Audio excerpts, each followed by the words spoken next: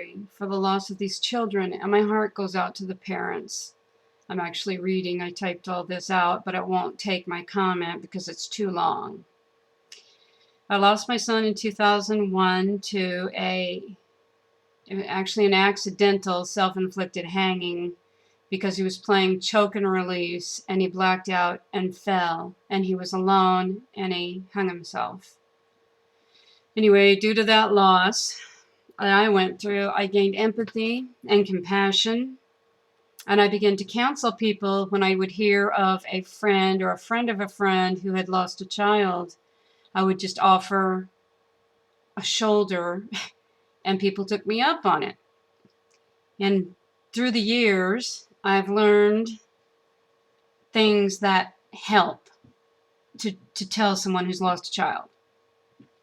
The first thing I tell them is to never let anyone tell you when to grieve, how to grieve, or for how long. There may be 5 stages of grief, but how dare we tell anyone that they should grieve this way? You know, it's not you. We're all individual, and everyone goes through their stages differently and in different time frames. Let them. Be there for them by all means. But I do not believe in telling a person, oh, you need to move to this stage. Bullshit. That's, excuse my language, but yeah. How dare you? I mean, I've been through it and I did it this way. It doesn't mean everybody else has to do it the same way I did it, because I did it a little bit weird too. I'm me. And from the way I went through it, I learned. Anyway, what else?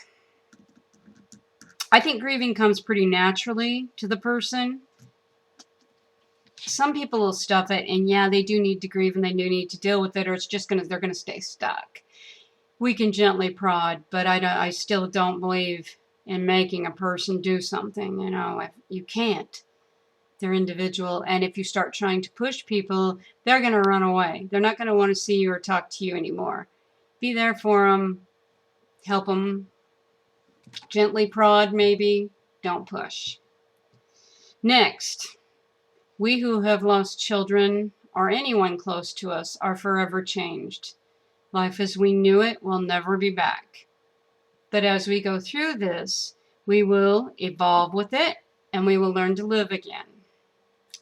Changed, but yeah, it gets softer with time.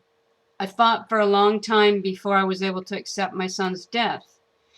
I felt that by accepting it, I was saying it was okay, and it was not okay. And I finally realized that I had no choice but to accept it because I could not change it. That's the key. You can't bring them back. All you can do is honor them and their memory.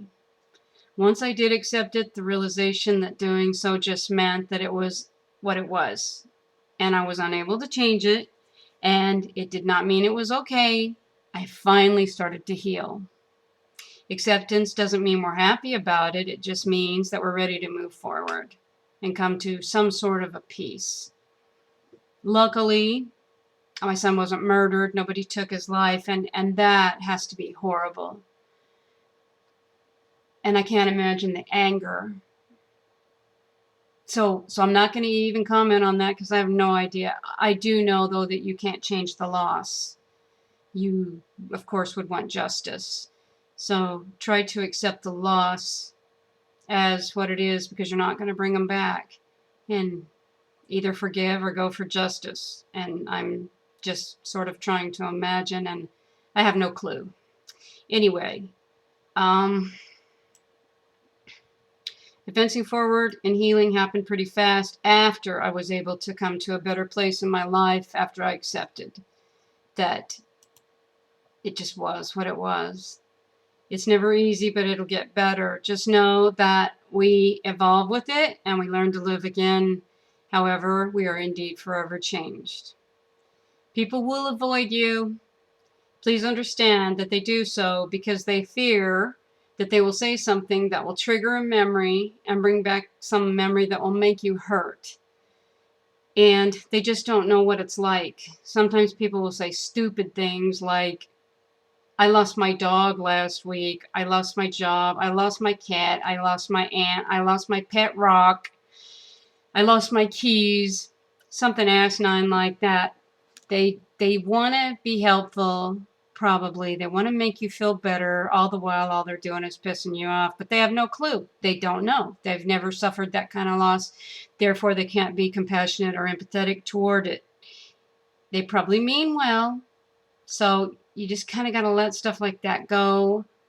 Or look right at them and say, it's okay to talk about it. You know, but anyway, yeah, they'll avoid you or they'll say stupid stuff sometimes. I think that the ones that are able to come to you and with their hat in their hand and say, hey, I'm sorry for your loss, blah, blah, blah, they're the ones that have been there. For those of you who have not lost a child but know someone who has, don't be afraid to talk to them. They find comfort in their child's name being said and having that child honored by a friend speaking of them. If you can't share a positive memory, just say, I'm sorry for your loss. I don't know why you feel. I don't know what you're going through, but I'm here for you. And I hope this helps, because if I help one person through what I've been through in my experience, it makes my son's death mean something positive. And that's all. Thank you for bearing with me.